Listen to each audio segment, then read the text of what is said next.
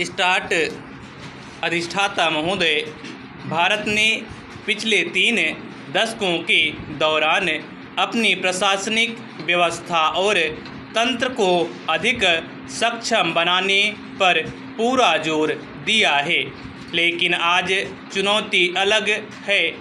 इस कहीं अधिक जटिल अर्थव्यवस्था के दौर में हमें अपने जनप्रतिनिधित्व के तंत्र को उतना ही प्रासंगिक और उत्पादक बनाना होगा। जब सरकार की व्यवस्थाएं सीमित थी, अर्थव्यवस्था सीधी साधी थी और बजट विकास का मतलब केवल सीमित बजट को बांटना भर था, तब वह विसंगति इतनी नहीं खटकती थी। परंतु आज की स्थिति बिल्कुल अलग है। आधुनिक अर्थव्यवस्थाओं की ताकत नए संसाधन जुटाने से अधिक उन्हें व्यवस्थित करने में निहित है।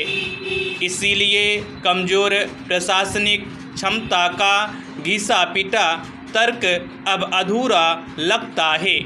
भारत की अफसरशाही आज इतिहास में सबसे अधिक व्यापक, तेज और डिजिटल हो चुकी है।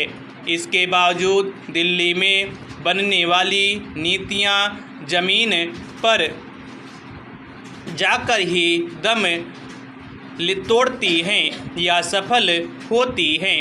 उन निर्वाचन क्षेत्रों में जहां अलग अलग अधिकारियों, कंपनियों, स्थानीय निकायों और आम लोगों को एक साथ मिलकर काम करना पड़ता है, जबकि उन सभी के हित और जवाबदेही अलग अलग हैं, इस आपसी समन्वय की जिम्मेदारी किसी के पास नहीं है। भारत का एक संसद औसतन 25 लाख लोगों का प्रतिनिधित्व करता है। कोई विधेयक 3 से 5 लाख वाले क्षेत्रों की अगुवाई करते हैं, जो कई मध्यम आकार के शहरों से भी बड़े हैं। भारतीय जनप्रतिनिधि कहीं अधिक बोझ अकेले कंधों पर उठाते हैं, वह भी नाममात्र के संस्थागत सहयोग के साथ। यह संतुलन केवल प्रशासनिक नहीं बल्कि आर्थिक रूप से नुकसानदेह है। भारत का आम मतदाता संवैधानिक नियमों और प्रशासनिक जटिलताओं के अंतर को नहीं समझता।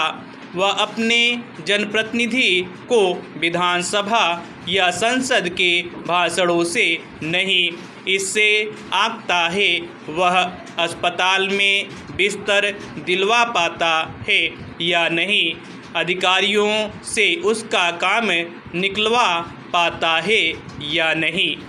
देखा जाए तो असली समस्या संस्थागत ढांचे की है। अर्थशास्त्रियों का मानना रहा है कि बाजार इसलिए फलते फूलते हैं क्योंकि संस्थाएं लेन देन की लागत, ट्रांजैक्शन कास्ट कम कर देती हैं। कंपनियां इसलिए वजूद में हैं क्योंकि प्रबंधन केवल बाजार के भरोसे रहने की तुलना में लोगों से अधिक कुशलता से काम कर सकता है। आधुनिक लोकतंत्रों को भी ऐसे ही समन्वयकारी संस्थागत ढांचे की ज़रूरत है। ऐसे में प्रस्तावित Telangana legislative constituency development and sustainability bridge foundation TLCD SBF महज बजट बांटने की योजना नहीं बल्कि बुनियादी समस्या के सही आकलन पर आधारित पहल है। इसका मानना है कि विकास की असली अड़चन सरकारी फंड की कमी नहीं। स्टॉप।